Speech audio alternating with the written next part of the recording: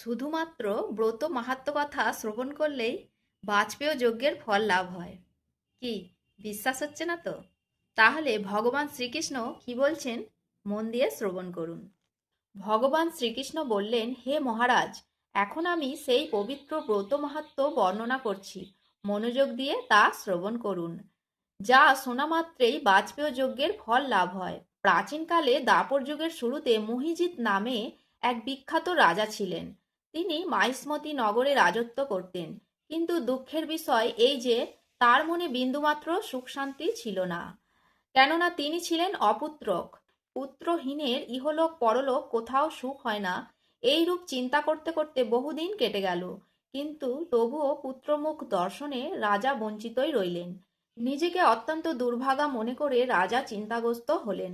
প্রজাদের সামনে গিয়ে বলতে লাগলেন, হে প্রজাবৃন্দ, তোমরা শোনো, আমি এই জন্মে তো কোনো পাপ কাজ করিনি, অন্যায়ভাবে আমার রাজকোষ বৃদ্ধি করিনি, ব্রাহ্মণ বা দেবতাদের সম্পদ কখনো গ্রহণ করিনি, উপরন্তু প্রজাদেরকে পুত্রের মতো পালন করেছি, ধর্ম অনুযায়ী পৃথিবী শাসন করেছি, দুষ্টদের যথানুরূপ দণ্ড দিয়েছি, সজ্জন ব্যক্তিদের যথাযোগ্য সম্মান করতেও কখনো অবহেলা করিনি। তাই হে ব্রাহ্মণগণ, এই প্রকার ধর্মপথ অবলম্বন করা সত্ত্বেও কেন আমার পুত্র লাভ হলো না, তা আপনারা কৃপা করে অনুসন্ধান করুন। রাজার এই প্রকার কাতর উক্তি শ্রবণে ব্যথিত রাজভক্ত পুরোহিত ব্রাহ্মণগণ রাজার মঙ্গলের জন্য গভীর বনে ত্রিকালঙ্গ মুনি ঋষির কাছে যেতে মনস্থ করলেন। বনের মধ্যে ঋষিদের আশ্রম সকল দেখতে দেখতে তারা এক মুনির সন্ধান পেলেন।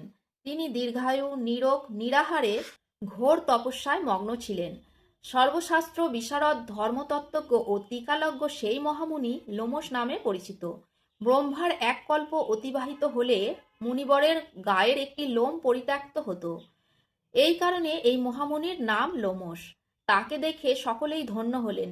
তারা পরস্পর বলতে লাগলেন যে, আমাদের বহু জন্মের সৌভাগ্যের ফলে আজ আমরা এই মুনিবরের সাক্ষাৎ লাভ করলাম। তারপর ঋষিবর তাদের সম্বোধন করে বললেন, কি কারণে আপনারা এখানে এসেছেন এবং কেনই বা আমার এত প্রশংসা করছেন, তা স্পষ্ট করে বলুন।